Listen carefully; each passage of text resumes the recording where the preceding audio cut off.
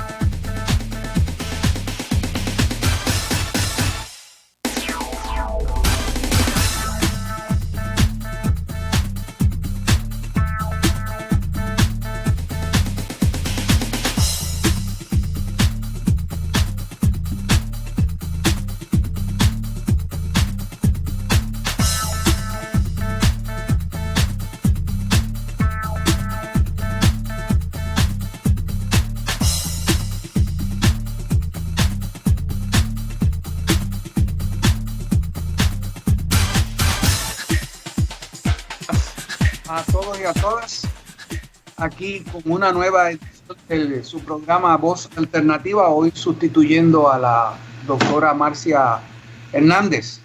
En el día de hoy tenemos un programa dedicado a conmemorar el natalicio de Eugenio María de Hostos, figura extraordinaria, universal de Puerto Rico. Hostos nació el 11 de enero en el barrio Cañas de Mayagüez.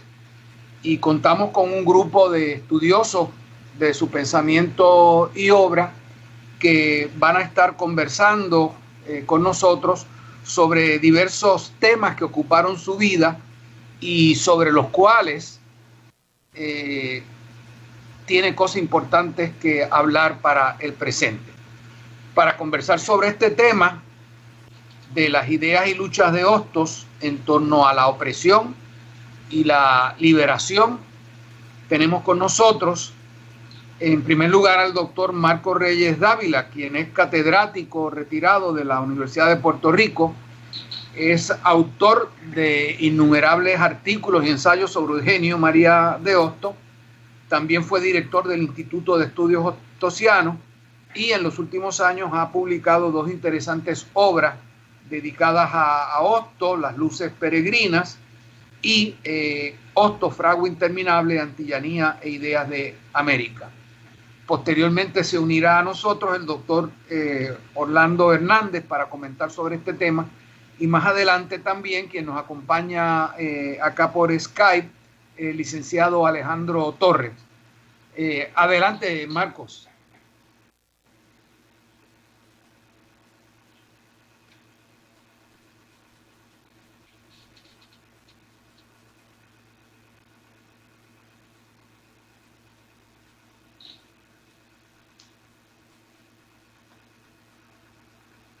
Marcos, no.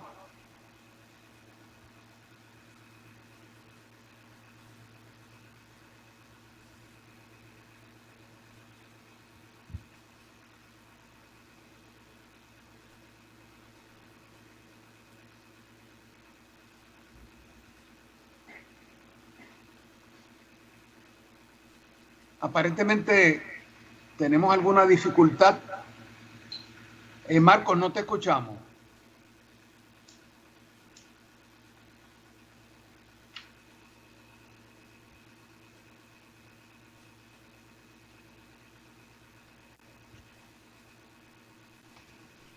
¿De vuelta? Adelante, Marcos. Sí, empiezo. Sí, discúlpeme, se desconectó de la red. Buenos días. Sobre este tema de la descolonización, dependencia, desigualdad, opresión, liberación, mujer, trabajadores, ideas étnicas en Hostos, que se nos ha propuesto tratar, hay un mundo para exponer y también para investigar, porque estamos muy lejos de tener completo todo el panorama.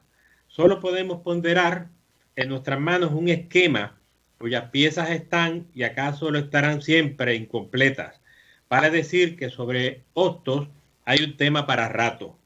Vamos por parte deshilando este asunto que nos han propuesto. Descolonización e independencia son conceptos que van naturalmente de la mano. La descolonización obedece a la liberación de una dependencia impuesta por la fuerza, lo que nos lleva directamente al tema de la independencia. La desigualdad, vista en el plano de los pueblos y las naciones, es un producto de la colonia que se ejerce por medio de la opresión. En el plano social, se trata fundamentalmente de las diferentes oportunidades que existen entre las clases sociales, y entre ellas, unas someten a otras. La liberación es el ejercicio para escapar de la dependencia. La dependencia, como vimos, se puede dar entre las naciones y se puede dar entre las clases sociales. Entre las clases sociales están no solo la clase alta, media y baja, como antes las entendíamos por defecto de la sociología, sino que también está la burguesía y el proletariado, es decir, la clase trabajadora. Pero dentro de este renglón hay que incluir eso que antes conocíamos también por la sociología como razas, definidas en función de los rasgos físicos, pero que hoy definimos como conjunto de elementos culturales. Entre ellos, en el mundo de la América nuestra, la cultura blanca, europea o anglosajona, las de origen africano, los chinos que abundaban en nuestra América como clase esclavizada en el siglo XIX y una multitud de pueblos originarios de América. Curiosamente, aunque no siempre se advierte, en ese grupo cabe incluir a la mujer, trabajadora doméstica, reducida y disminuida, considerada como un ser inferior. Ahí tenemos vinculadas ya todas las piezas que se nos han propuesto destacar en el complejo pero muy coherente mundo de las ideas y la práctica del mundo ostosiano. Porque la búsqueda de la libertad, que fue una meta autoimpuesta desde su juventud, fue la brújula que orientó y constituyó como base o fundamento todo lo demás. El origen de esa dedicación suya a la liberación fue interminable y comenzó con la práctica de un ejercicio constante de autoexamen, un estudio riguroso de sí mismo, hecho con el propósito no solo de conocerse, sino de superar sus debilidades, mejorarse y capacitarse. Pero lo extraordinario de este ejercicio es que lo llevó al conocimiento de los demás seres humanos. Y dentro de esa red compleja del mundo humano, la pieza aglutinadora que se le apareció indispensable fue la libertad del ser humano y por ella necesariamente la libertad de todos los pueblos. La libertad, decía, es un modo absolutamente indispensable de vivir. Pero como hay que ceñirse a la tiranía del tiempo breve, organicemos este esquema. La primera obra conocida de Hostos es de 1863, una novela publicada en España con el título de La peregrinación de Vallóan. De esta novela hay muchísimo que decir, pero de ella destacamos ahora solo lo siguiente. La novela de Vallóan no solo anticipa lo que será Hostos durante los siguientes 40 años de su vida, sino que nos retrata al hombre que era entonces en la forma en que lo vamos definiendo. Vallóan es la novela de un joven en continua introspección, en un continuo estudio de sí mismo, pero ya desde entonces puede verse que no está enajenado de su entorno, es decir, de los demás. El estudio de sí mismo no lo aparta, sino que lo coloca justo en medio de las injusticias de las que entonces eran las colonias españolas en las Antillas. La introspección psicológica no lo reduce entonces a su propio ser, sino que lo proyecta en un entorno más amplio. Hostos va a dedicarse en cuerpo y alma desde entonces a luchar por la libertad de las Antillas. De las Antillas digo, y no de Puerto Rico, porque él vio a las islas como sus islas, es decir, como partes de un mismo todo. Y de la libertad digo también, porque para Hostos la libertad va mucho más allá que la mera independencia. Al principio, y mientras estuvo en España, en el corazón del Imperio Español, Hostos buscó la libertad de las Antillas a través de la liberación de la propia España. ¿Cómo es esto? Pues que España era entonces un estado plurinacional, oprimido por sí mismo, constituido por provincias sujetas a un régimen monárquico que pudieran dar origen a estados de una federación. Y como miembros de esa federación, bien pudieran estar las Antillas, pensaba Hostos. Hostos no fue nunca un autonomista porque nunca apoyó la dependencia ni la asimilación de las Antillas a España.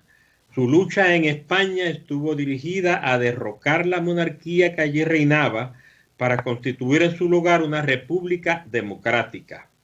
Hostos fue siempre un antimonárquico y un defensor de la separación de poderes, de los procesos democráticos y de los derechos civiles y humanos.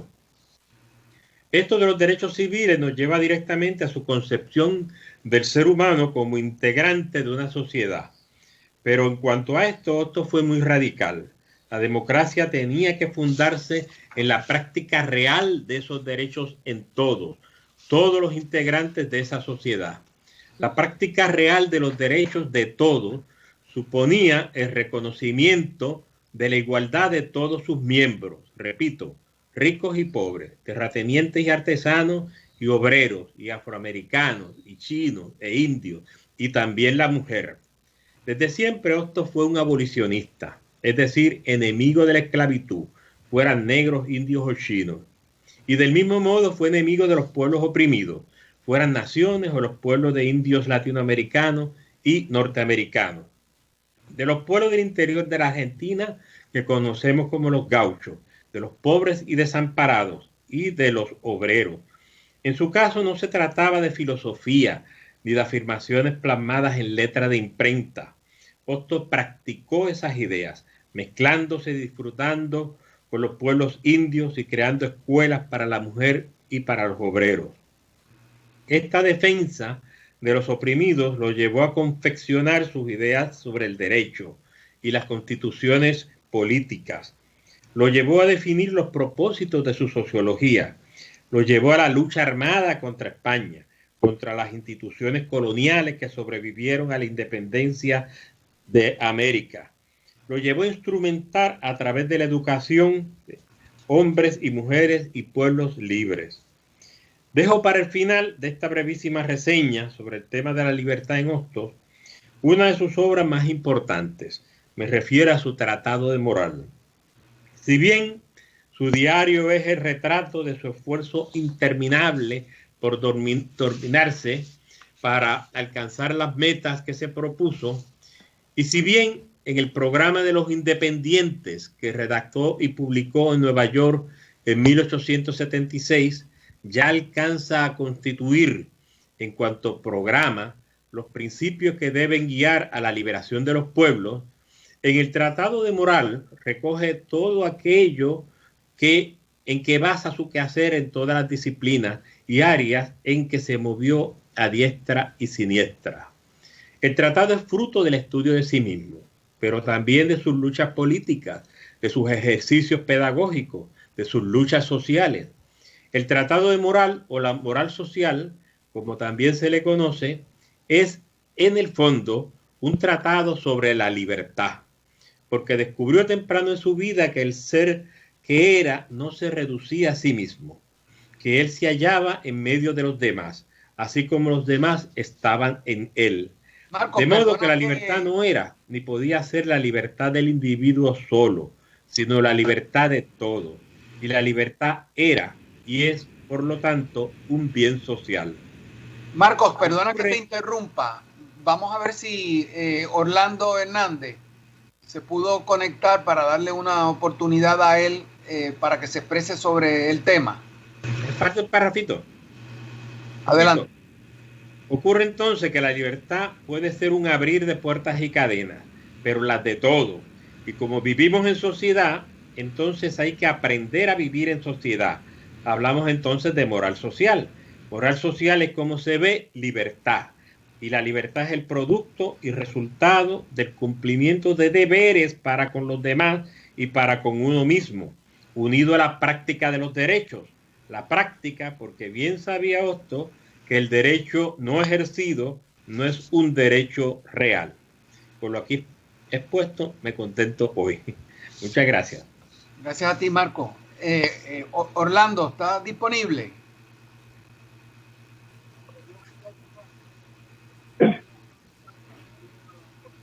Orlando. Sí. Bueno, aparentemente no hemos podido conectarnos con Orlando. Sí, no sé si Alejandro quería añadir algo.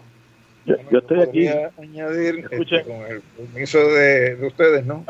Aló. Que es importante también la caracterización que hace Hostos en su tomo de Madre Isla al referirse a las minorías étnicas, donde puntualiza que en el caso nuestro como puertorriqueños, nosotros no somos un conglomerado de gente dentro de lo que sería la Federación Estadounidense, y por lo tanto reclama un punto que es muy pertinente al debate político actual, en el cual sectores en los Estados Unidos plantean que el problema de Puerto Rico con relación al Estado estadounidense es un problema de derechos civiles como ciudadanos americanos. Orlando Hernández. Nosotros no somos una minoría nacional en nuestro país. Por lo tanto, aquí no hay un problema de derechos civiles, sino que realmente es un problema de derechos humanos, donde conforme a lo que es la normativa internacional, el colonialismo es una violación sustancial de los derechos humanos de los pueblos. Entonces, sí, Orlando ya se encuentra en línea. Adelante, Orlando. Sí, buenos días a todos. Marcos, un abrazo. Ángel, un fuerte abrazo a todos y me alegra mucho estar compartiendo con ustedes este programa. Quiero brevemente comentar algunas de las cosas que ha dicho Marcos y Alejandro. Saludos, Alejandro, qué bueno verte. Saludos, Orlando. Que estás con todos nosotros hoy.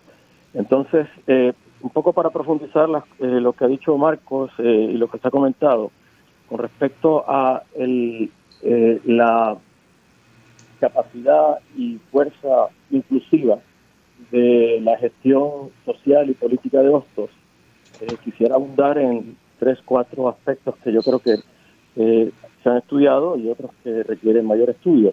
En primer lugar, pues el compromiso de Hostos con el derecho de las mujeres a la educación y a participar plenamente de los procesos políticos y sociales se va dando desde precisamente el momento en que España comienza a discutir con otros intelectuales lo que llamaban pues la educación de la mujer, una educación académica, y que esto va a llevar a un punto incluso superior a hablar específicamente de una educación científica, ¿no? En Chile, país que visitó en 1872, diciembre del 72, hasta septiembre del 73, 18 meses estuvo, y tuvo una participación muy amplia en diversos aspectos. El periodista, vivía entonces el periodismo en Valparaíso, precisamente el periódico La Patria de Valparaíso, y allí escribió ampliamente sobre algunos temas que se han dicho. Entonces, los derechos humanos, por ejemplo, sobre Latinoamérica en un sentido más amplio, y sobre la necesidad de que los países latinoamericanos pudieran reunirse, unirse y trabajar el problema de la independencia de Cuba y Puerto Rico, que fue el factor principal que llevó a su viaje por América Latina. Lo vemos en su libro estupendo que se llama Viaje al Sur, y en temas suramericanos. Específicamente con respecto a la mujer, Hostos no es un mesías, no es un redentor. Hostos sencillamente participa de las luchas y de los procesos políticos y sociales que se dan en los países a donde llega, ¿no? Entonces en Chile se había planteado ya precisamente desde diciembre de 1872 la necesidad, la deseabilidad de parte de las mujeres educadoras de que le dieran paso a las estudiantes para cursar estudios universitarios, profesionales. El debate se da en todo el país, hay mujeres y intelectuales que participan, y esto se escribe como parte de ese debate, dos ensayos muy importantes, 2 discursos, 2 conferencias que va a ofrecer en la Academia de las Bellas Letras Y allí pues entonces plantea no solamente el derecho de la mujer a educarse, sino la necesidad para que las mujeres pudieran realmente desarrollarse intelectual y socialmente, y además para hacer más plena las sociedades con la participación de la mujer a nivel nacional y a nivel familiar y social. Él es uno de los primeros intelectuales, quizás el primero, en identificar que precisamente a la mujer se le niegan los derechos para beneficio de los hombres. Son los hombres quienes legislan la opresión de la mujer. Entonces, es un planteamiento radical, ¿no? Y probablemente insólito en esos momentos entre hombres. Lo que interesa también es ver que Hostos se sigue esa trayectoria, además de sus escritos de Chile, cuando va a Venezuela y le piden que dé el discurso principal en la inauguración de la Escuela Normal número 2 en Caracas, 1877, pues Hostos va a terminar el discurso precisamente indicando que el logro es muy importante, pero hace falta algo, que es que haya una normal para mujeres. Esa es la última oración de este discurso que se da frente al presidente de aquel entonces, ¿no? En Caracas, Venezuela. Y finalmente, en los años 80, en el año 81 precisamente, cuando Hostos le piden que organice el sistema educativo y que específicamente que pueda desarrollar una iniciativa para formar los maestros, ¿no? La formación de los ejércitos, que él llamaba ejércitos de la enseñanza.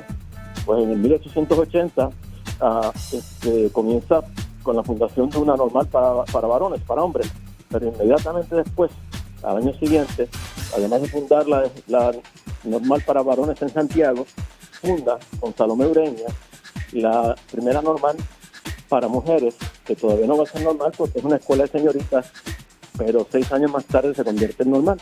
Y lo más importante aquí es que Hostos hace un gesto muy significativo de entregarle a Salomé la dirección, a pesar de que aparecen ellos como codirectores y como cofundadores. Es realmente Salomé quien lleva la batuta y quien lleva la gestión de coordinar los trabajos y formar a las mujeres en el desarrollo de su vocación de maestra. De modo que Hostos vive lo que ahora llamamos eso de empoderamiento o participación de poder, ¿verdad?, de los sectores que han sido oprimidos, y eso hay que destacarlo porque yo creo que es una absoluta modernidad y una absoluta vigencia. Hay otras cosas que me gustaría discutir, pero quizás lo voy a dejar para más adelante con respecto a el trabajo que hace Hostos con los pobladores originales, que dignifica en la opinión pública la visión que ellos hay, y además que ataca directamente a las sociedades de Occidente, de crear toda una serie de injusticias e incluso de intervenir con el resultado de sangre y violencia contra Gracias, Orlando. Tenemos que ir a una pausa, regresamos en breve. Las sociedades de los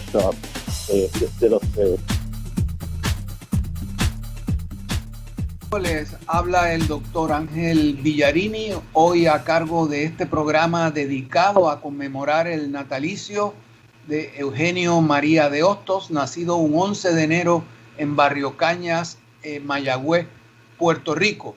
Y en este segmento vamos a estar conversando en torno a las ideas de Hostos sobre el imperialismo, su visión de los Estados Unidos y su concepción sobre el proceso de descolonización de Puerto Rico.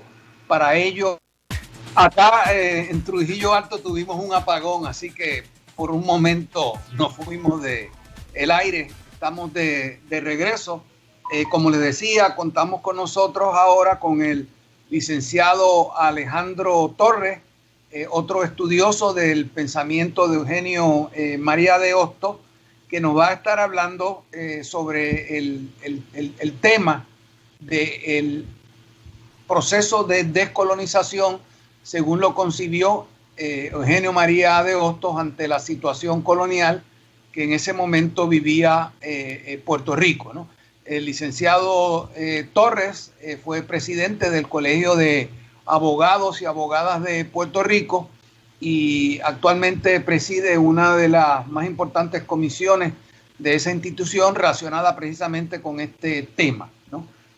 Además, en este segmento nos va a acompañar de nuevo el doctor Orlando Hernández, quien es profesor emérito del Hostos Community College y es también un estudioso del pensamiento de Eugenio María de Hostos. Próximamente va a publicar un escrito sobre la correspondencia entre Hostos y el doctor Manuel Guzmán Rodríguez, uno de los más importantes seguidores de Hostos en aquel tiempo.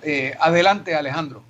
Bueno, primero que todo, pues buenos días y agradecido por la invitación. Como sé que el tiempo es corto de exposición, pues básicamente he tratado de recoger en lo que quiero compartir con ustedes 6 premisas del pensamiento de Hostos asociadas al tema del ejercicio del reconocimiento de la personalidad del pueblo puertorriqueño, que no es otra cosa que viabilizar el ejercicio de nuestro pueblo a lo que sería hoy, en términos actuales hablando, el ejercicio de la libre determinación. Estos puntos no necesariamente tienen un orden cronológico, sino más bien están agrupados desde el punto de vista de exposición. Lo primero que tenemos que ver en esos escritos de Hostos entre el año 1898 y 1902 es su rechazo a la anexión de Puerto Rico, considerando la misma como un acto de conquista que es contrario al derecho, que se funda en el uso de la fuerza y que es contrario a las instituciones y a las tradiciones legales de los Estados Unidos de América.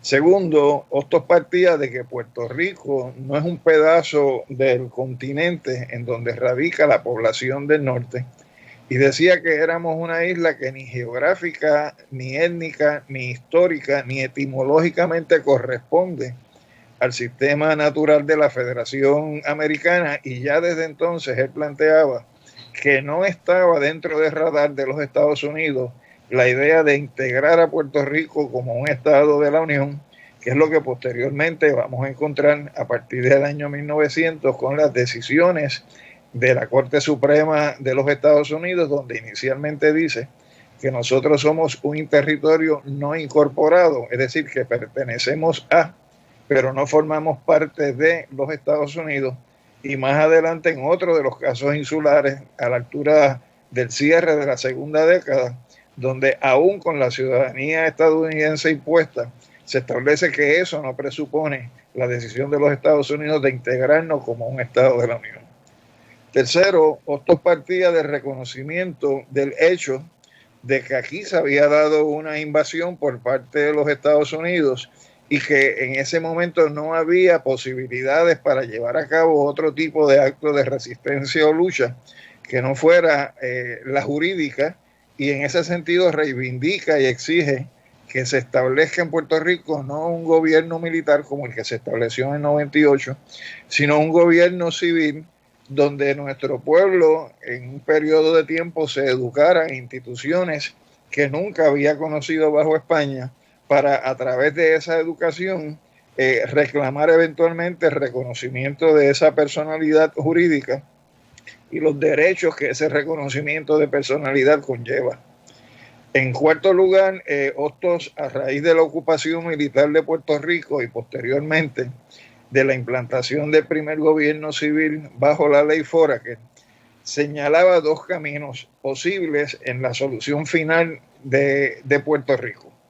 Uno era un gobierno temporal, que en algún momento lo definió de 15, después de 20 y pico de años, donde se diera ese proceso en el cual nosotros nos asimiláramos a lo que es un régimen democrático siguiendo el modelo de las instituciones de gobierno de los Estados Unidos, para desde esa civilidad obtenida entonces poder hacer el ejercicio de consulta de la decisión final de los puertorriqueños, y él llamó ese periodo un periodo de gobierno temporal y definió las características que él mismo tendría, y si las examinamos y las confrontamos con lo que es el modelo actual de Estado Libre Asociado, vamos a encontrar que eran superiores los avances que ya Hostos proponía en aquel momento a lo que son las realidades que nosotros hemos vivido hasta el presente.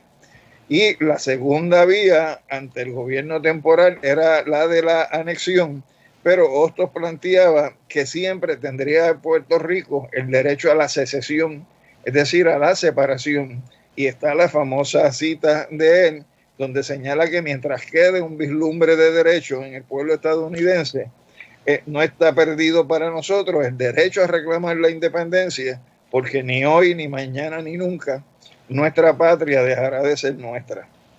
El quinto elemento que es importante destacar es que cuando se disuelve la sección Puerto Rico del Partido Revolucionario Cubano en el año 98, Hostos idea una forma alternativa de continuar la lucha por los derechos de reconocimiento de la personalidad del pueblo puertorriqueño frente a la realidad de una eventual invasión y ocupación militar por parte de los Estados Unidos.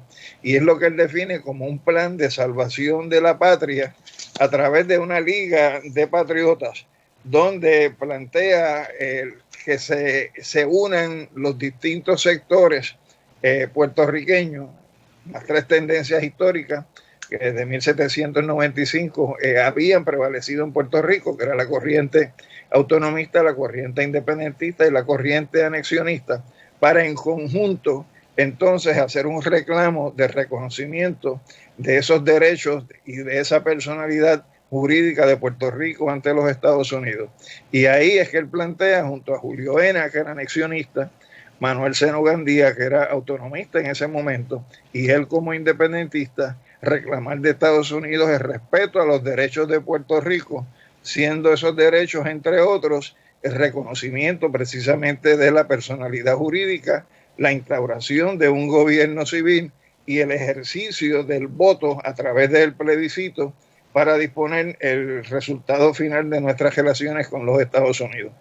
Y es más adelante donde ese concepto de comisión eventualmente él lo elabora desde el punto de vista de convención depositaria de la voluntad del pueblo puertorriqueño en el reclamo de la personalidad jurídica.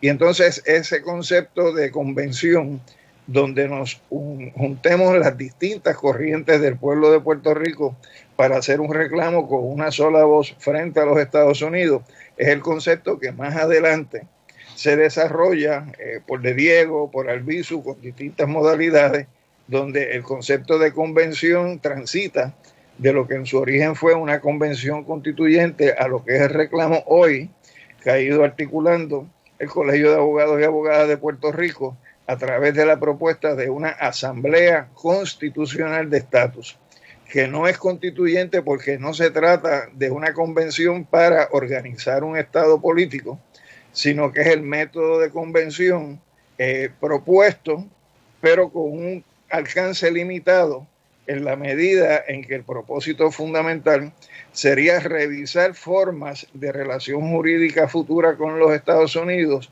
sobre bases no coloniales y sobre bases no territoriales, donde todos los sectores ideológicos que formamos parte de este país pudiéramos tener la oportunidad de, a través del legado, definir esas fórmulas y que la propia convención a su vez tenga la capacidad de crear una comisión negociadora frente al gobierno de los Estados Unidos para tomar una decisión final de relación política entre nuestro pueblo y el pueblo de los Estados Unidos y sus instituciones de gobierno.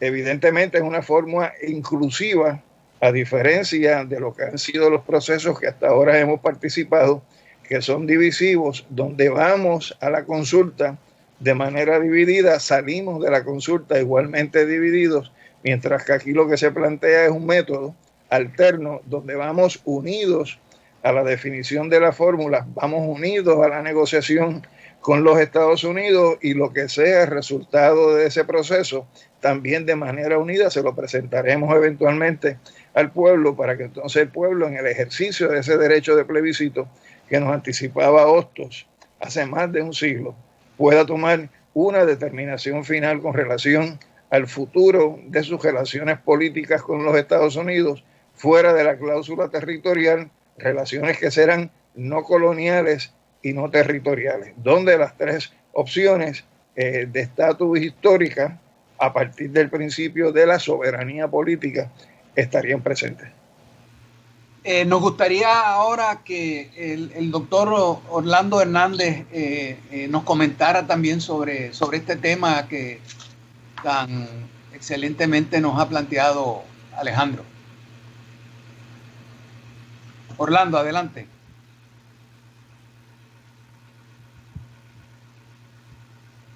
En lo que entra Orlando, me gustaría añadir a lo planteado por Alejandro la importancia que tiene dentro de la concepción ostosiana de un proceso de descolonización, sobre todo a partir de la Liga de los Patriotas, no concebir este proceso fundamentalmente en términos jurídicos, sino concebirlo como un proceso histórico, social, donde la descolonización iba a ser producto del propio desarrollo del pueblo puertorriqueño.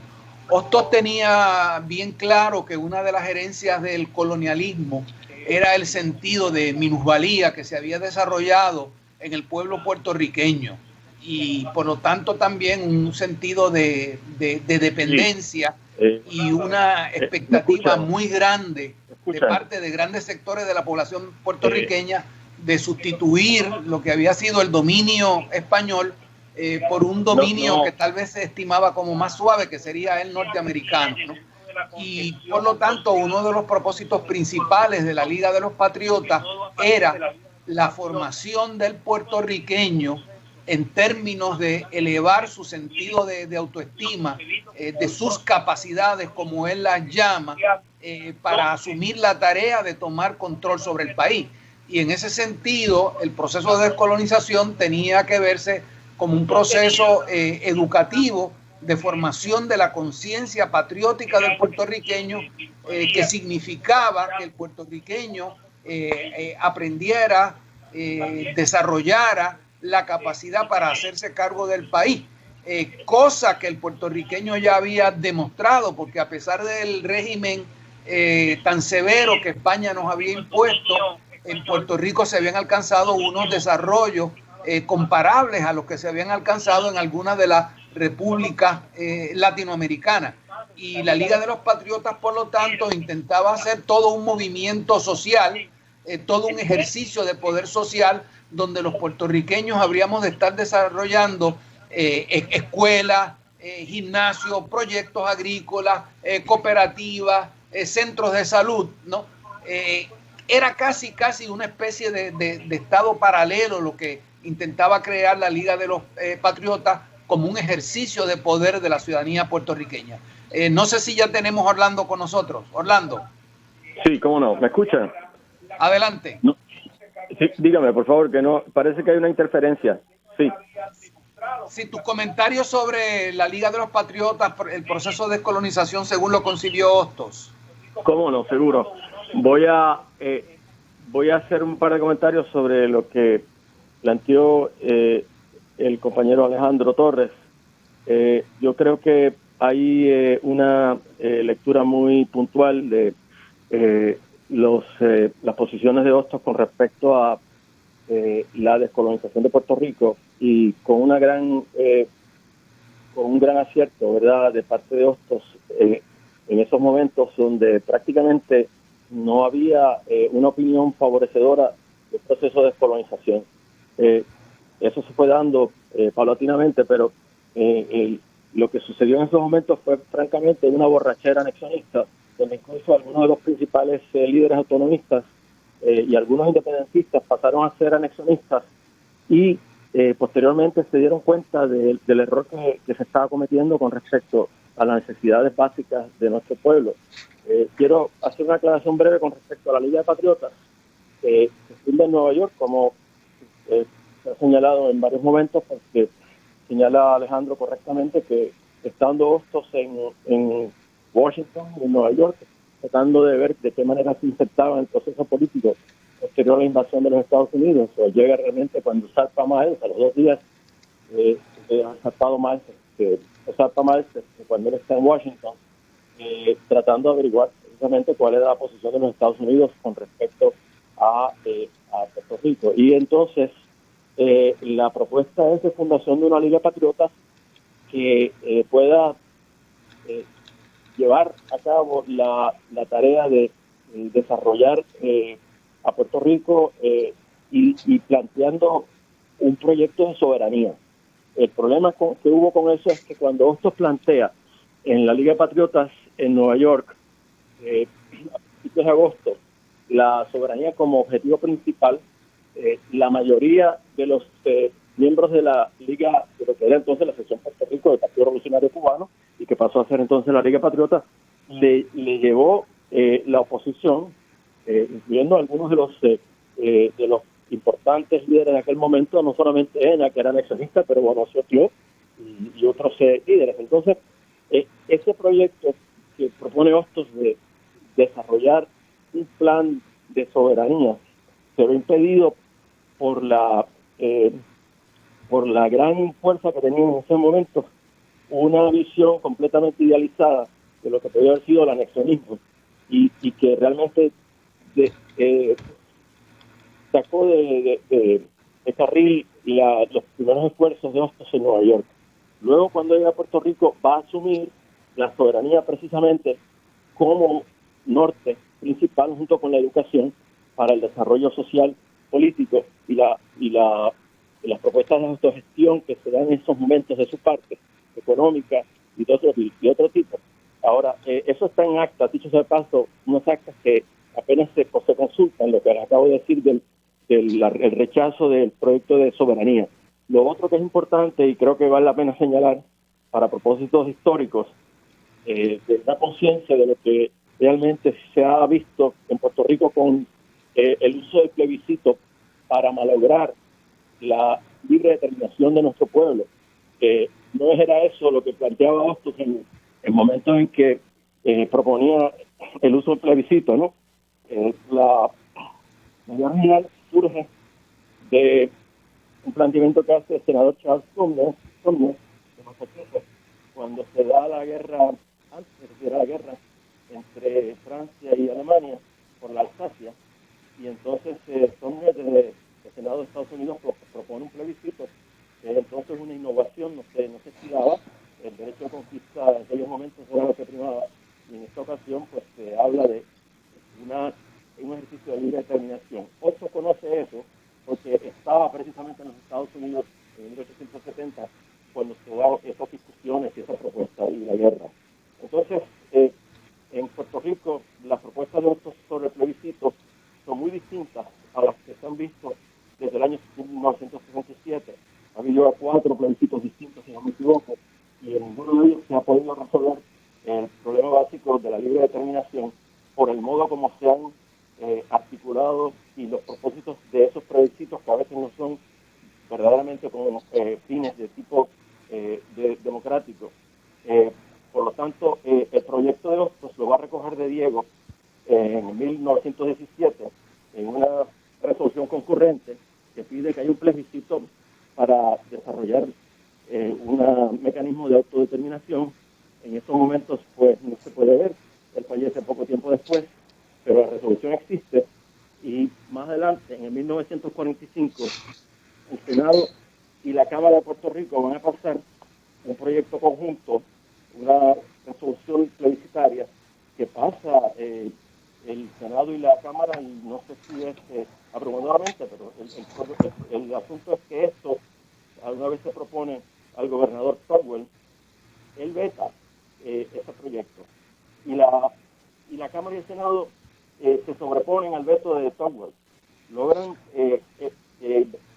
irse por encima, derrotar el veto de Togwell, y el asunto va entonces al presidente, que en aquel momento era Truman, y Truman rechaza la posibilidad de un plebiscito para Puerto Rico en 1945, que tenía una intención de abrir el diálogo y de crear un proceso de libre determinación.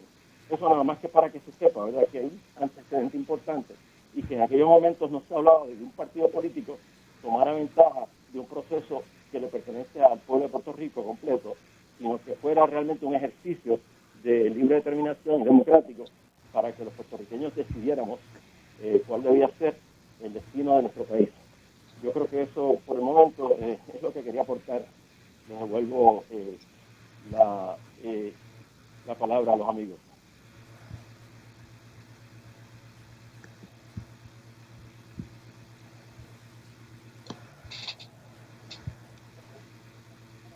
¿Puedo hacer un comentario?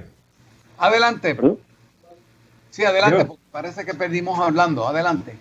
Adelante, Bueno, mira, ¿no me escucharon? en relación con lo que decía el compañero Alejandro, lo que ocurre con Hostos cuando regresa a Puerto Rico en el 1898, él señala correctamente el problema de la integración de Puerto Rico a los Estados Unidos. Hasta entonces, Estados Unidos se había dado la aventura de conquistar territorios y territorios y territorios, pero esto era parte de una continuación territorial del estado, de los estados originales. Cuando se da el caso de Puerto Rico, pues ya se trata de territorios que están más allá de los mares. Y entonces el momento en que los Estados Unidos se empieza a plantear si la ciudadanía no va a ir acompañada de la bandera. Ahí es que rompe el proceso que estuvo llevando la nación norteamericana hasta entonces y que nace precisamente el imperialismo moderno, a todas luces, a cara abierta, ¿verdad? Es frente a eso que Hostos se tiene que batallar. Quería comentar también brevemente el asunto de la Liga de Patriotas, en el sentido de que no se trataba de una idea, un concepto, una línea política totalmente nueva en el mundo de Hostos, porque él de alguna manera ya había trabajado con eso desde su época española. Fíjense que cuando él está luchando a favor de la República Española y la revolución logra derrocar a la Iglesia, algunos de los líderes republicanos se planteaban entonces la idea de llevar a plebiscito si república o monarquía. Y usted le dice, no, nines, usted no puede llevar inmediatamente al pueblo español a optar entre república y monarquía, porque el pueblo español no está preparado en ese momento para escoger entre esas opciones. No tiene idea remota, ni ha tenido práctica ninguna de lo que es vida democrática y vida republicana. Por eso es que Hostos se plantea, cuando viene a Puerto Rico en 1898, que antes de permitirle al pueblo de Puerto Rico, de proponerle al pueblo de Puerto Rico un plebiscito, es necesario educarlo en lo que son las tradiciones, los métodos, el ejercicio de la vida democrática. Y ese proceso educativo es el empeño fundamental de la Liga de Patriotas. ¿Es así o no es así? ¿Puedo intervenir brevemente, Marcos? Adelante, Orlando. Me parece muy aceptado lo que dice Marcos, ¿verdad? Es el comienzo del imperialismo moderno de parte de los Estados Unidos, que ya había comenzado antes incluso del 98, pero es en esos momentos que hay una articulación militar y política de tipo mayor para convertirse en potencia imperialista, ¿no? Hay que señalar que es el año de 1898 cuando Estados Unidos anexa al Hawái en una movida muy cuestionable, después que incluso el embajador norteamericano juega un papel muy cuestionable para tratar de sacan efectivamente a la reina hawaiana en ese momento, ponen a su hermano, y eso es lo que entonces, esto lo hacen con el apoyo de los hacendados, cultivadores de la piña y otros hacendados norteamericanos, y con el apoyo también de los elementos religiosos en esos momentos norteamericanos en Hawái. Ahora, el propósito de tener a Hawái como territorio norteamericano es también similar al de Puerto Rico, es crear un espacio militar de posible influencia y además pues de crear una ampliación de los mercados, y eso estaba muy claro en esos momentos. Después se le ha puesto una cubierta de otro color, pero en realidad pues en Hawái se trataba específicamente del empuje norteamericano en el Pacífico, que se convirtió en una potencia pacífica a partir de anexar a Hawái. Hubo 11 plebiscitos, los 11 estaban amañados y los rechazó el presidente Cleveland, y cuando llega McKinley que había garantizado públicamente en la campaña que no se iba a anexar a Cuba ni a ningún otro territorio. Una de las cosas que hace el Congreso de los Estados Unidos es anexar a Hawái. Y el caso de Puerto Tenemos Rico, que ir a una pausa, regresamos en breve. Vale. Doctor Ángel Villarini Jusino, moderando este programa especial de Voz Alternativa dedicado a conmemorar el natalicio, el 11 de enero de 1939, 1903, en que nació, me estoy confundiendo con la fecha, 1839, en que nació nuestro gran patriota Eugenio María de Hostos. Y en este tercer segmento de Voz Alternativa conversamos sobre las ideas de Hostos en torno a otro tema de gran actualidad, su concepto de la religión, su postura personal en torno a la misma y la relación entre religión y moral. Para iniciar el tema contamos con el doctor Carlos Rojas, quien es profesor emérito de la Universidad de Puerto Rico, se desempeñó como catedrático de Filosofía y Humanidades en el recinto de Humacao por varias décadas, es autor de Hostos, Apreciación Filosófica, otra obra, Pensamiento Filosófico Puertorriqueño Latinoamericano, 100 años de filosofía, y también de la filosofía moderna en el Caribe hispano, y últimamente el texto Filosofía de la Educación desde los griegos a la tardomodernidad. Se unirá también en este segmento la doctora Vivian Aufán Vázquez, quien es profesora, investigadora, ensayista y escritora puertorriqueña, doctorada de Temple University, tiene una especialidad en literatura colonial latinoamericana y un certificado de bioética del recinto de ciencias médicas. Dirige actualmente el Centro Hostosiano del Ateneo Puertorriqueño y es miembro de la Cátedra Internacional de la UNESCO José Martí. Es autora del libro La Liga de los Patriotas de Eugenio María de Hostos. Adelante, Carlos.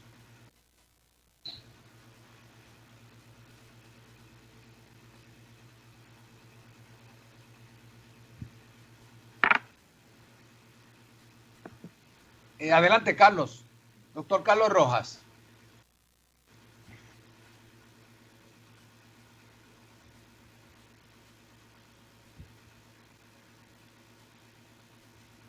Aparentemente tenemos dificultad con el doctor Carlos Rojas. Quizá Vivian, entonces la doctora Vivian quiera comenzar.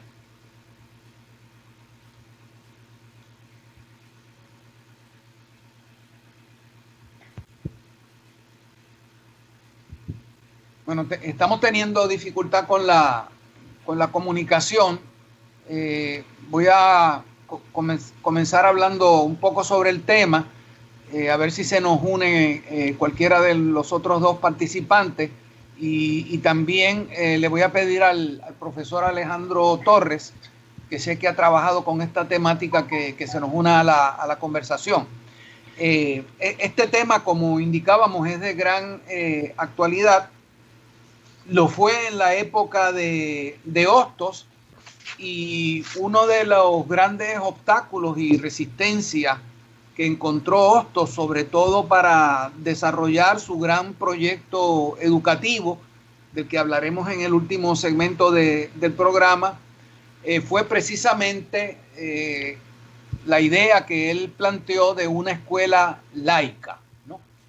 En ese momento histórico, en todos los países latinoamericanos existía un concordato y la religión era una materia que se enseñaba y era obligatoria en las escuelas, de modo que esta idea de una escuela laica, una escuela donde no se enseñara religión, causó grandes controversias.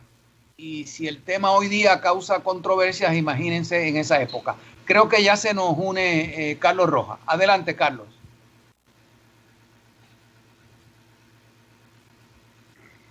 Don Villarini, pues partimos del hecho de que la escuela de Hostos fue tildada una escuela sin Dios. Así que por ahí empezamos el tema.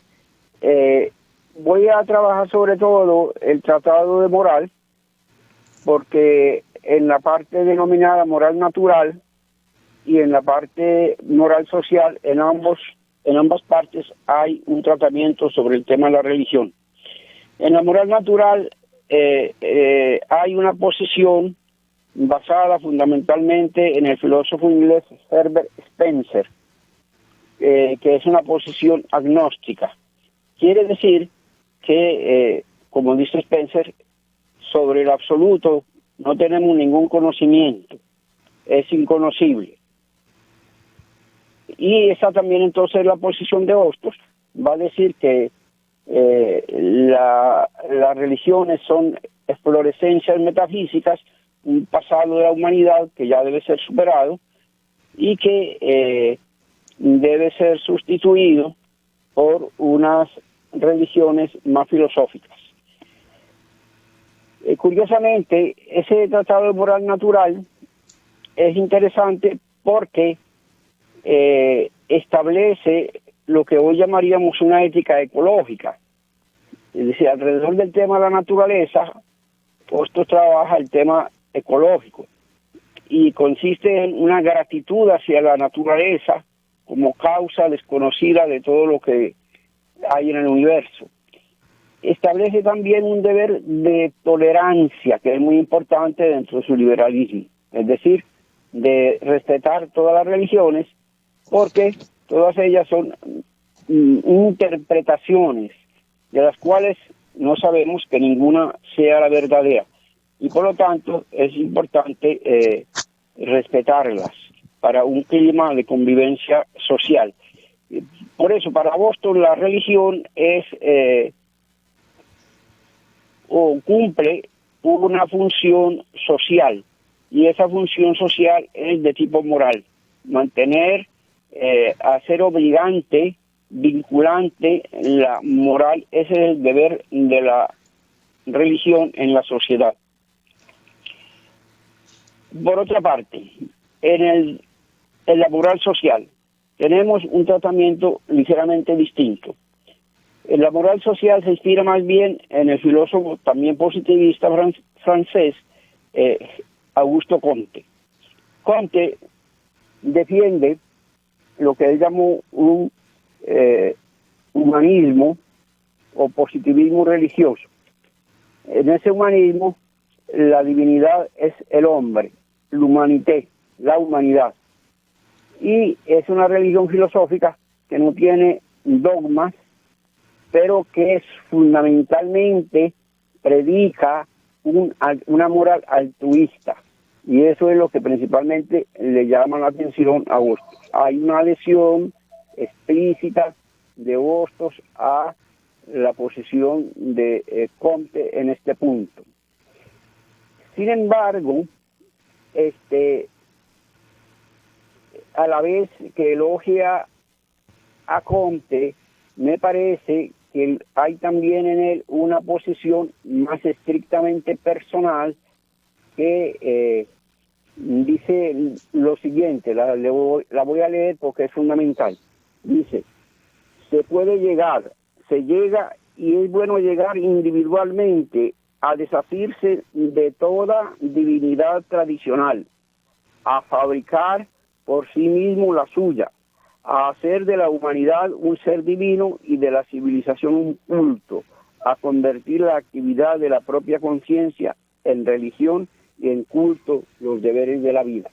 Fíjense que esa posición es una posición, es propiamente la posición suya, es una posición más individual, que yo la compararía un poco a lo que dice Max Weber de la lucha de los dioses, es decir, la lucha de valores en una sociedad secularizada, y donde pues cada persona está llamada a elegir sus propios valores.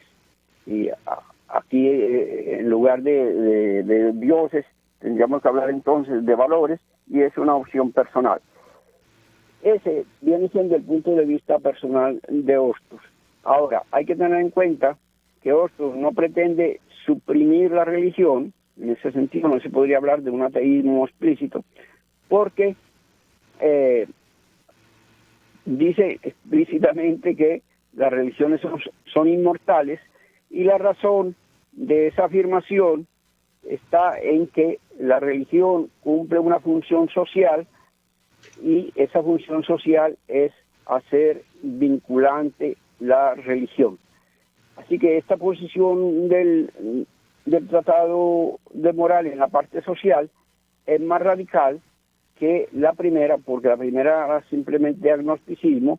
Aquí se mantiene el agnosticismo, pero se opta por una visión individual de los valores, ideales y creencias que uno debe seguir. Y termino ahí para que puedan entonces hacer los comentarios. Bien, nos gustaría entonces escuchar los comentarios de la doctora Vivian Aufán, si está disponible. Buenos días, saludos. ¿Me oyen? Buenos días. Adelante. Gracias. Bueno, gracias por la invitación y saludos a toda la radio audiencia de este programa. Este punto de la religión en Hostos es sumamente pertinente porque, como dijo Rojas Osorio, no solamente lo presenta en la moral social, también lo podemos encontrar en el Tratado de Sociología y en Formando el Porvenir Americano, porque como él reconoce la religión como un proceso social histórico, esa relación, ¿verdad?, va a llevar a la religión como el centro del plan de estudio apocéntrico. La visión va a ser histórica, como se estaba diciendo, es una educación laica, pero dentro de esa educación laica, la visión histórica, él le asigna 6 cursos al concepto de la religión, como antecedentes al cristianismo, Moisés, Jesús, organización del cristianismo, teología y metafísica, la Inquisición, la religión como un factor de conciencia y justicia y verdad. Entonces, él sí ve esa religión como el monoteísmo, una evolución del pensamiento, no como una verdad obligatoria. Desde esa perspectiva, pues, como dice Carlos, no se suprime la religión, sino que se estudia y se racionaliza la religión para superar la exaltación y el fanatismo. Él lo que quiere evitar es esa trascendencia del fanatismo. Porque sí, la religión ayuda a la organización social, pero por otro lado hay que tenerle tolerancia, pero no se le puede dar un papel predominante en ninguna sociedad, porque de lo contrario no va a haber una convivencia y un respeto a la otra persona. Desde esa perspectiva, él está trabajando el concepto de la religión desde el punto de vista de la sociología, pero respaldando el principio del derecho, el derecho de expresarse y el derecho a pensar. Algo que a mí me llama la atención de este tema, en el caso de Hostos, es que ese trabajo como proceso social histórico lo separa de la espiritualidad. O sea, no hay que tener un código religioso para tener una sensibilidad espiritual, porque él considera esa espiritualidad dentro del campo de la conciencia, y el campo de la conciencia se nutre a través de la razón y el conocimiento adquirido. Así que esa espiritualidad no necesita de un código religioso, porque la conciencia y el análisis de la historia permite adquirir y desarrollar y practicar el bien común. Entonces, ese bien común puede valerse de la religión en principio, pero la importancia es no olvidarse el derecho y la igualdad y el razonamiento en el estudio de la historia.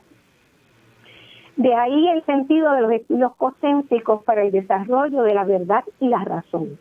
O sea, usted puede tener una creencia religiosa, pero cuando entra a su análisis se da cuenta que tiene unos claroscuros.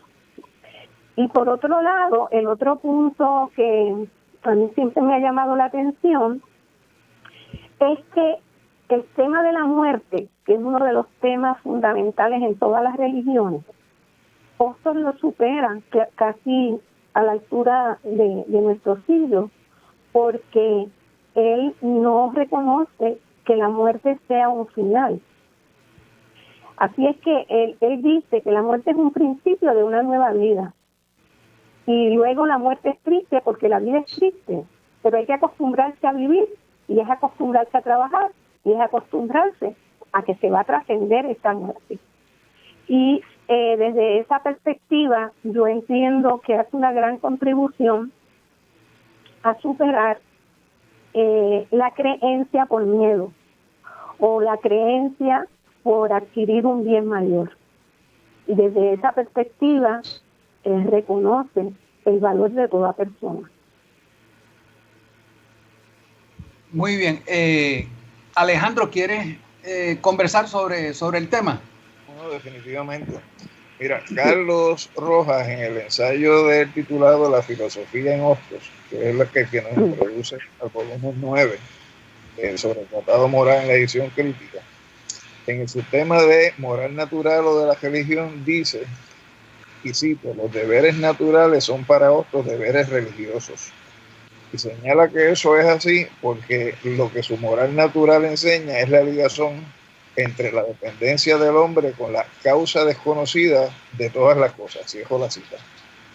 Carlos también nos dice en ese ensayo que Hostos no deja de tener oscilaciones más o menos violentas con relación a este tema de la religión y con relación a la existencia de una causa primera, y citando directamente a Hostos, señala, no puede negarse que existe una causa originaria de la naturaleza y de nosotros mismos, pues esto sería tanto como negar la realidad efectiva del principio de la causalidad. Señala que Hostos, sobre esta causa originaria, se refiere a ella como causa primera y usa varios epítetos como causa desconocida, causa de las causas, causa primera, lo absoluto incognoscible, y aclara además que para Hostos ninguna religión es la verdadera porque todas son interpretaciones humanas de la causa originaria.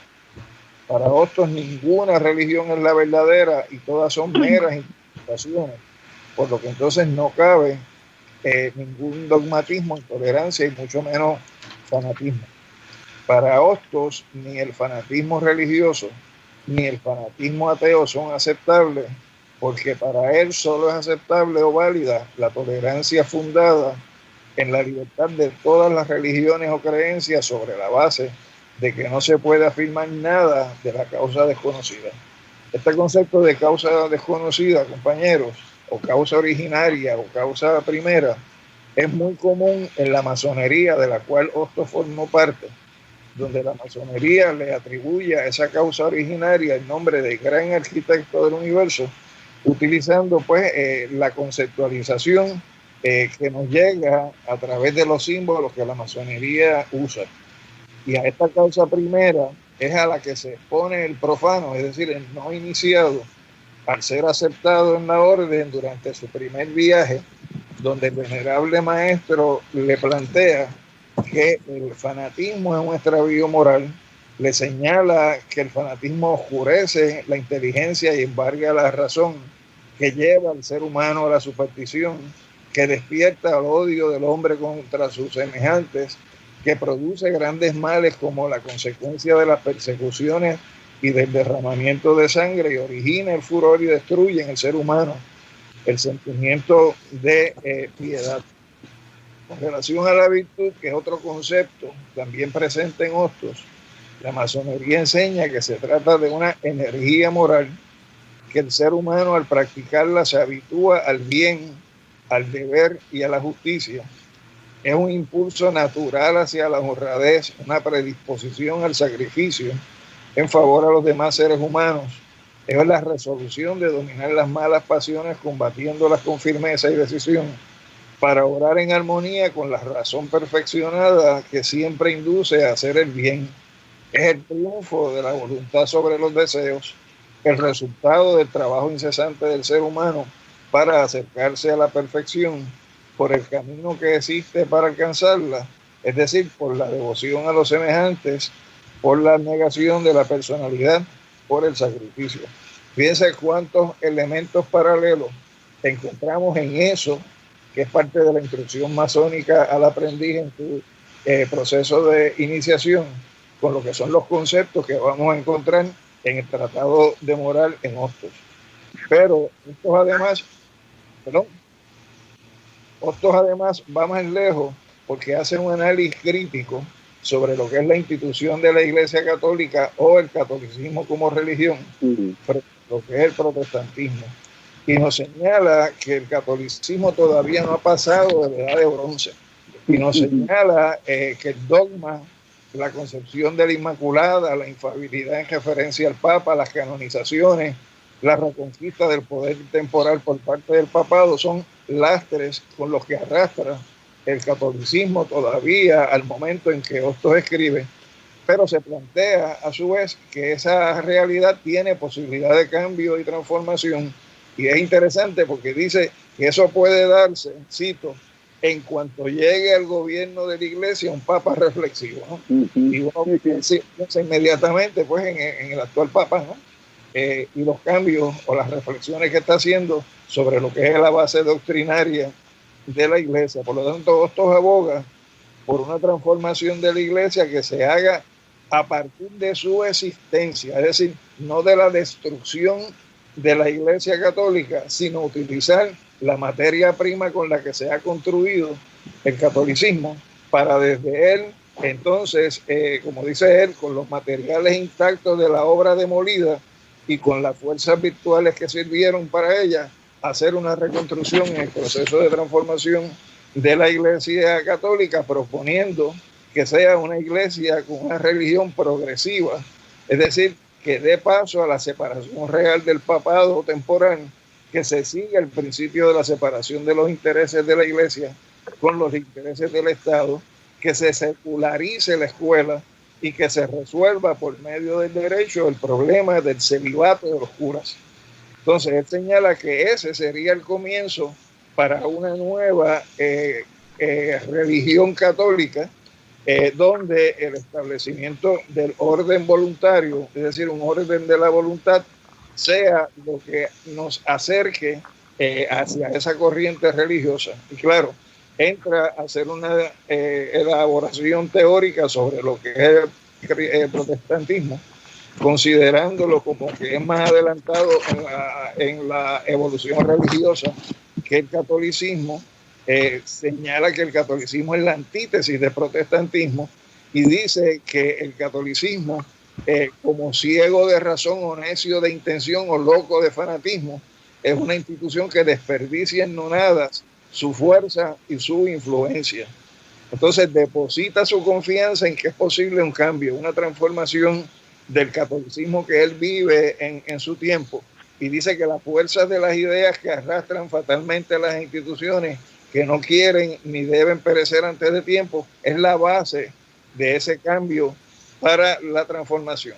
Y como nos dice Vivian y nos plantea Carlos, en alguna medida él conceptualiza que las religiones van a ser inmortales porque, cito, no porque sean revelación, pues entonces ninguna sería falsa o todas serían verdaderas, sino porque son una de las construcciones de la actividad general del ser humano. Entonces él convoca a que se mueva desde la religión positiva a la religión filosófica, señalando que esta última es el humanismo, es decir, la religión de la humanidad, donde no debe haber un culto a un dios, ni a dioses, ni el culto a la naturaleza, ni tiene que haber fuerza sociológica ni fuerza moral que pueda ir más allá, que no sea que esa afirmación última de la aspiración a una religión de la humanidad. Y entonces, en ese sentido, ve en esa posibilidad de cambio y transformación de la Iglesia Católica un movimiento que es necesario. Es decir, que no es la destrucción de lo que es acervo histórico, sociológico, cultural y religioso de siglos, en términos de echarlo al zafacón de la historia, sino a partir del mismo establecer un proceso de reconstrucción que lleve pues a una superación de sus lastres actuales. Muy bien, y es interesante porque eso que está señalando Alejandro permite entender dos cosas. Número uno, que la mayoría de los discípulos ostosianos, los normalistas, eran profundamente religiosos, católicos, y para nada el haberse hecho discípulos de Hostos afectó sus creencias, sino que precisamente ayudó a reconceptualizarla. Y otro aspecto que ayuda a entender es el nivel de, no solamente de tolerancia, sino de respeto hacia la religión que se daba en el seno de la propia familia ostosiana, donde sus hijos fueron bautizados.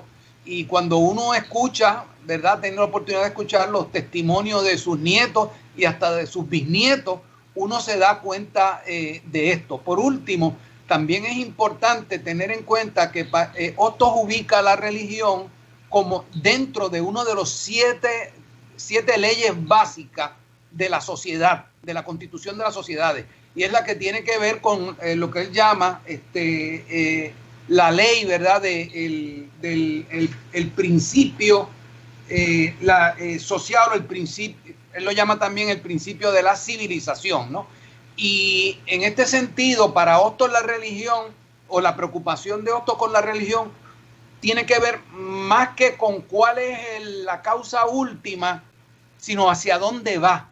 Es decir, lo más que le interesaba era el aspecto del propósito o la finalidad, y sobre todo él creía que toda sociedad necesita vivir de acuerdo a una ley o a lo que él llamaba, ¿verdad?, el principio del bien, el principio de la civilización, el principio del ideal, ¿verdad? El ideal. Que también podemos traducirlo como el sentido de trascendencia que necesitan las sociedades para entender que la vida no es un aquí y un ahora, sino que la vida se orienta, se dirige a unos fines que solamente se consiguen en el largo plazo. Ese fin Hostos lo llamaba la civilización. Y la civilización no es otra cosa, ¿verdad?, que la perfecta armonía de la vida, la armonía de los seres humanos con la naturaleza, entre ellos y hacia sí mismos, ¿no? Así que me parece que este tema sigue teniendo una gran actualidad. Bueno, tenemos que pausar y regresamos en breve. En este último segmento de este programa especial de Voz Alternativa dedicado a conmemorar el nacimiento de Eugenio María de Hostos, vamos a estar conversando en torno a las ideas de Hostos sobre los fines y medios de la educación, el tema de la reforma educativa y el rol de la educación en la construcción de soberanía y democracia. Yo voy a comenzar exponiendo algunas ideas sobre estos temas, y luego entonces nos van a acompañar la doctora Vivian Aufani y el doctor Carlos Rojas. Quizás el mayor reconocimiento que Hostos tiene en diversos países latinoamericanos está precisamente en el ámbito de su labor, su esfuerzo por reformar la educación en diferentes países. Específicamente, él tuvo la oportunidad de ejercer una gran influencia en reformas educativas practicadas en Chile, en Colombia, en República Dominicana y en cierta medida también acá en Puerto Rico. En Puerto Rico tuvo la oportunidad de iniciar dos procesos de reforma, fundando escuelas municipales, primero una en Juana Díaz y luego otras en Mayagüez, pero esto fue en los últimos años de su vida y no hubo la oportunidad de que estos proyectos pudieran desarrollarse plenamente, sobre todo porque a pesar de que, como algunas personas comentaban en ese momento histórico, el proyecto de reforma educativa de Hostos era muy superior al que se va a imponer con la invasión norteamericana, pues fue la fuerza lo que imperó en ese momento. Algo similar ocurrió en la República Dominicana, donde Hostos logra un primer éxito alrededor del año 1879, aprobando una ley de reforma en República Dominicana, y luego cuando se le nombra director de la escuela normal, y en una tercera ocasión cuando regresa en el 1900 a la República Dominicana y es inspector de escuela.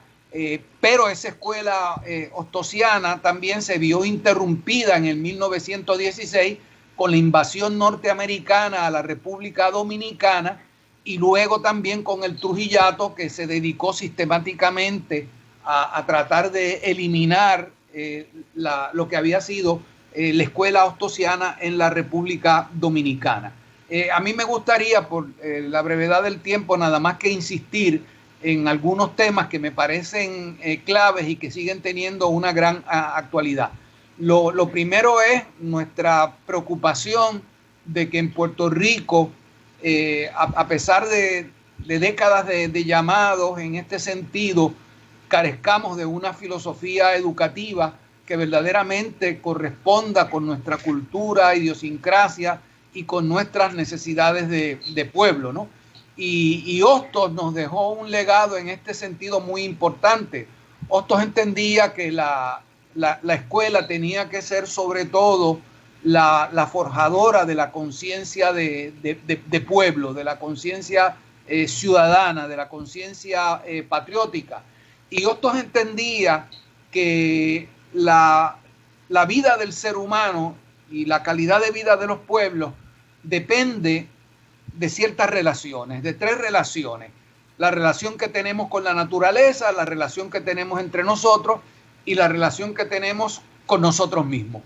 Y que por lo tanto la tarea fundamental de la educación tenía que ser ayudarnos a entender ese hecho, ayudarnos a entender esa relación, para que fuéramos capaces de construir lo que él llama relaciones saludables o relaciones buenas con la naturaleza, con los otros seres humanos y con nosotros mismos.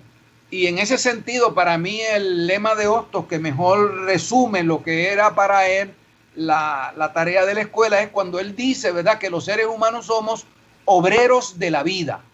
Y la tarea de la escuela es prepararnos para ser obreros de la vida. Es decir, personas que trabajamos en perfeccionar la vida en sus diferentes instancias, ¿no? La vida de la naturaleza, la vida de la sociedad y la vida de nosotros mismos. De manera que creía en una escuela que se dedicara fundamentalmente a esto.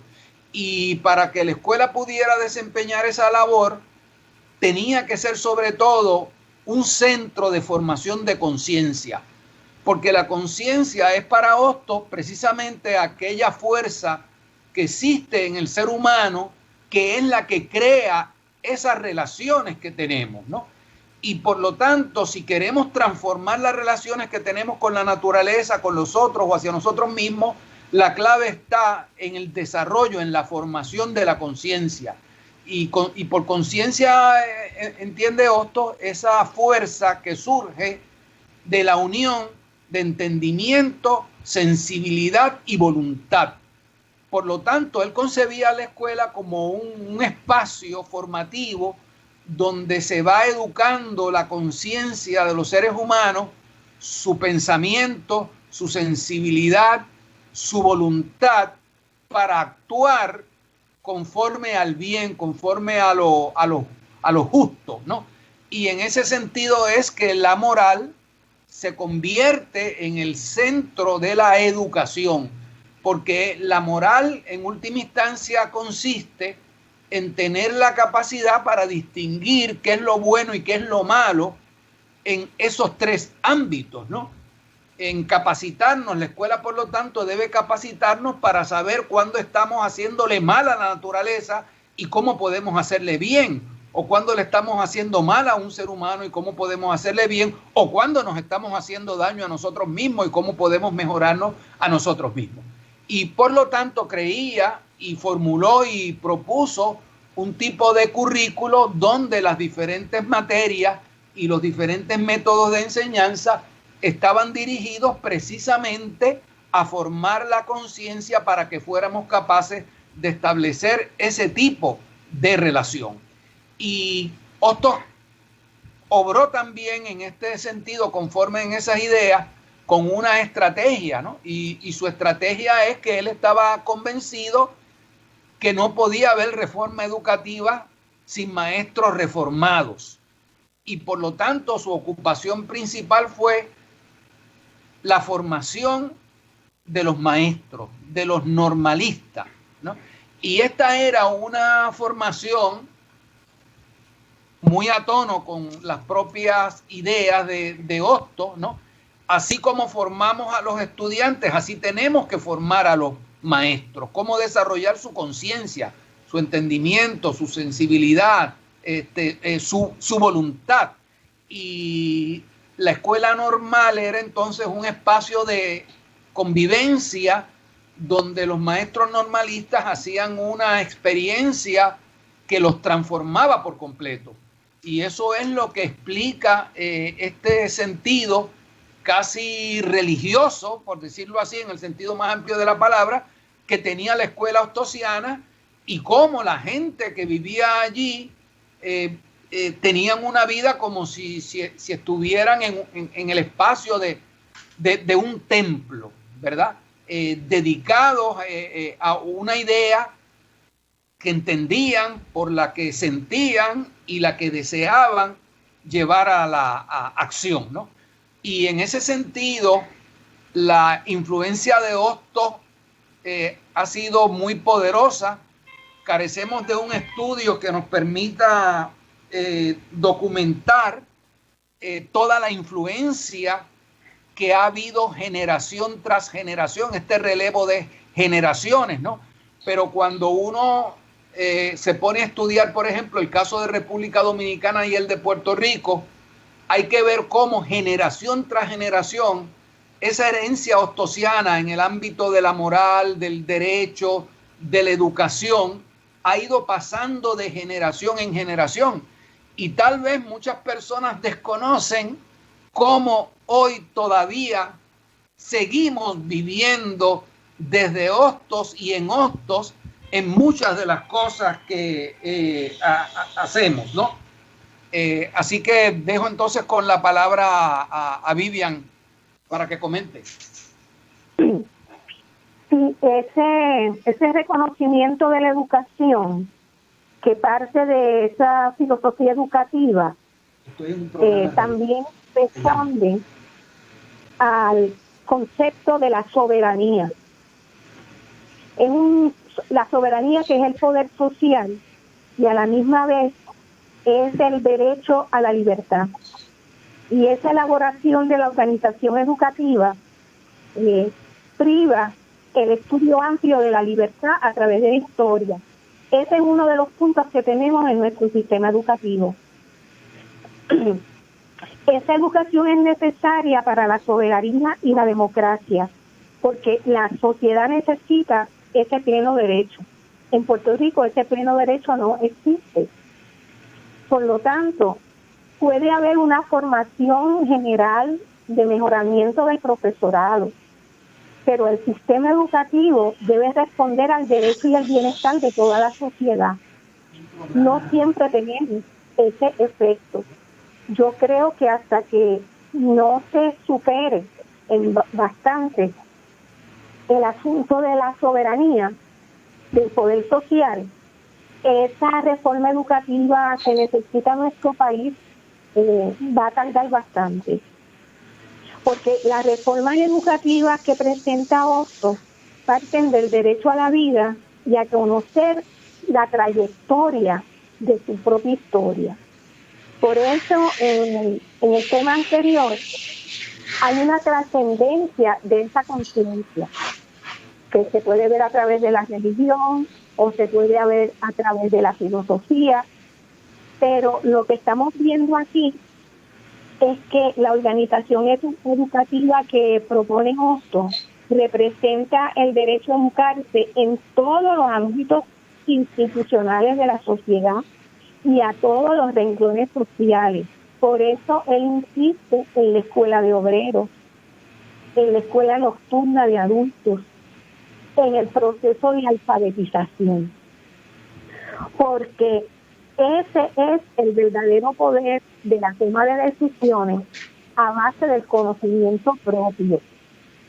Si la persona no tiene ese conocimiento, va a tomar decisiones equivocadas y a la misma vez va a estar deteniendo el diálogo interactivo para resolver problemas.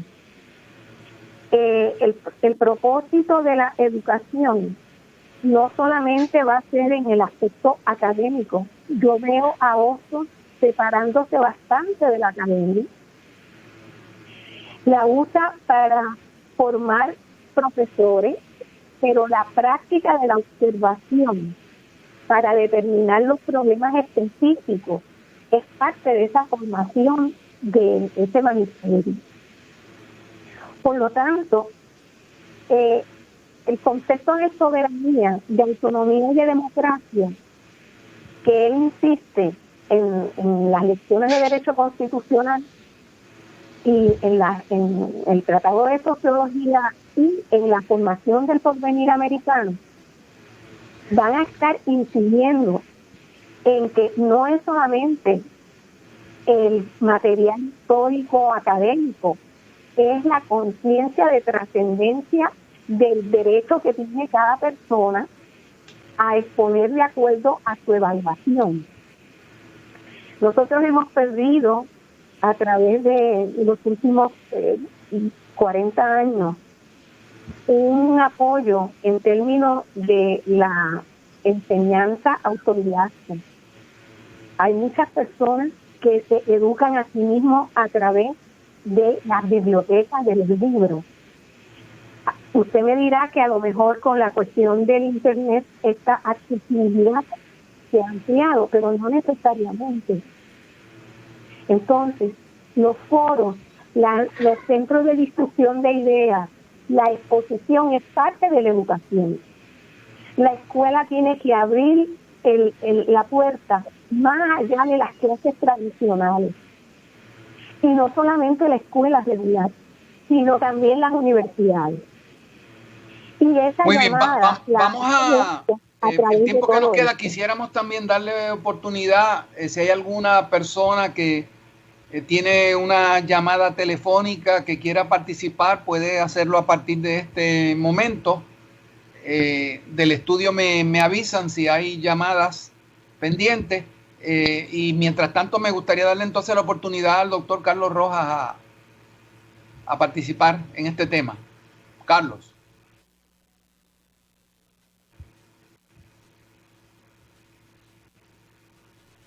Bueno, como no, Vivian, entonces continúa tú, por favor, en lo que entra alguna llamada, si fuera el caso. Adelante, Vivian.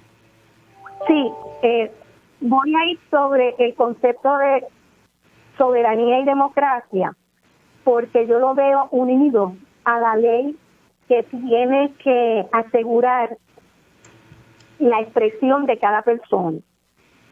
Entonces, ese concepto de soberanía y democracia implica también un nivel de conciencia. Por lo tanto, ese reclamo que se hace de una filosofía educativa va también unido al reclamo de los derechos representativos.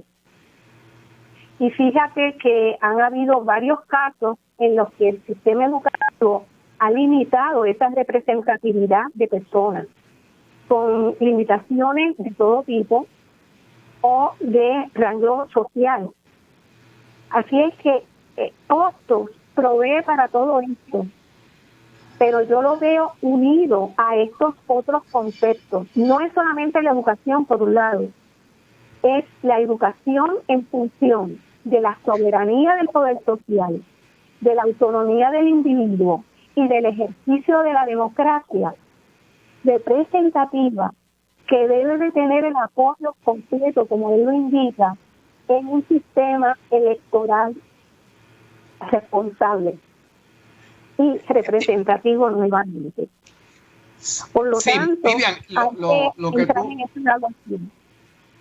lo que está señalando me parece muy importante. Es una lástima que no tenemos más tiempo para abordar este tema, pero a propósito de los recientes acontecimientos, tanto acá en Puerto Rico, lo ocurrido en en las elecciones, ¿no?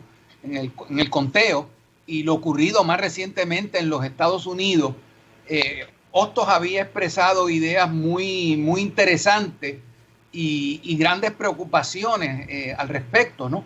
Y sobre todo se había pronunciado muy claramente en contra de lo que él llamaba, ¿verdad? Y lo dice así, ¿no? La condenación absoluta de los partidos personales, que no existen sino en las sociedades ignorantes, que empezando por ignorar los verdaderos intereses, concluyen por ignorar su dignidad, andan siempre a casa de un jefe que les guíe o se postran ante un ambicioso que reduce a sí mismo su partido, ¿verdad?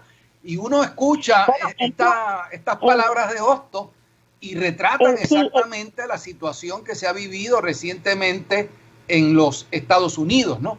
De manera que otra de las fuentes de gran actualidad que tiene el pensamiento de Hostos son sus ideas relacionadas con lo que podemos llamar, ¿verdad?, una concepción radical de la democracia, anclada en eso que él llamaba el poder social, para, en cierto sentido, oponerlo al secuestro que muchas veces ocurre de la voluntad popular a través de los partidos políticos y de los caudillos dentro de esos partidos políticos, que fue una situación que Hostos vivió y padeció constantemente. Sí, fíjate, ese señalamiento va directamente a un comentario que tengo aquí anotado, porque algo que representa ese abuso de poder a través de las elecciones es la ley electoral actual que en Puerto Rico, que viola los derechos representativos de los partidos de minorías. Y esa es una ley que hay que cuestionarla y hay que ir sobre ella, porque lo que está proponiendo es un bipartidismo en la que no hay otras voces, excepto esos partidos tradicionalmente reconocidos. Así que el sistema electoral a la democracia hay que perfeccionarlo. El hecho de que haya sistema electoral no garantiza una democracia. Y esa es una de las grandes aportaciones de Hostos a este asunto. Y de hecho, cuando Hostos habla del derecho electoral, él hace una distinción que es bien importante y que tenemos que rescatar, y es que él critica que se ha puesto el énfasis en el derecho y no en el poder. Y Hostos llega a decir en una ocasión, y más o menos dice que de las facultades sociales, esta es la más importante, ¿no? Siempre y cuando la reconozcamos como una reivindicación del poder que tiene la ciudadanía, de esa fuerza, de ese acto de elegir, ¿verdad?